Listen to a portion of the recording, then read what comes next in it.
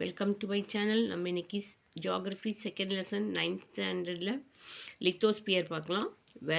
வெதரிங்கிறது it is the breaking, disintegration and decomposition of materials of the earth's crust by their exposure to atmosphere. Next one பார்த்தீங்கன்னா biological weathering. It occurs due to the penetration and expansion of plant roots, earthworms, burrowing animals and some human activities. Three courses of river பார்த்தீங்கன்னா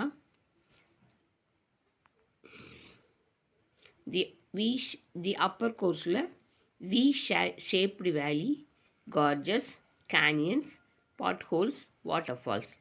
The middle courseல பார்த்தீங்கன்னா alluvial fans form ஆகுது, floodplains, alluvial plain, floodplains, meanders, oxbow lakes.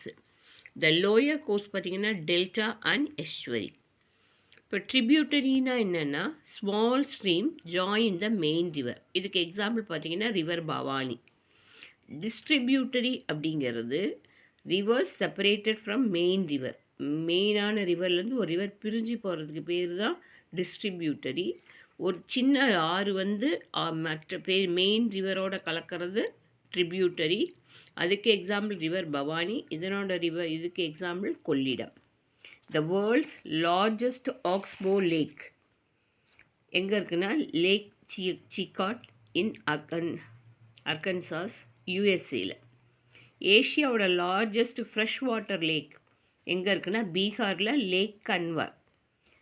Fresh water lake in Asia's largest, ஆசியாவிலே மிக பெரிய fresh water lakh நம்ம பீகாரில் லேக் கன்வார். இந்த creek litre இந்த மாதிரி ட்ரையாங்கிள் போட்டால் நம்ம அதை என்ன சொல்லுவோம்னா delta.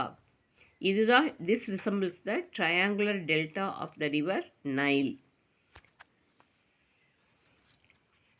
The Ganga Brahmaputra delta it's the largest delta in the world. இந்த மாதிரி 1 மார்க் கொஷின்ஸ் நிறையா தரேன். உங்களுக்கு டிஎன்பிசியில் 5 மார்க்ஸுக்கு ஜியாகிரஃபி இருக்குது. அதனுடைய ரிலேட்டட் டாபிக்ஸ் நான் இனி 1 வேர்ட் நிறைய கொடுக்குறேன். Follow my channel, subscribe my channel and like my channel. படிச்சுக்கோங்க.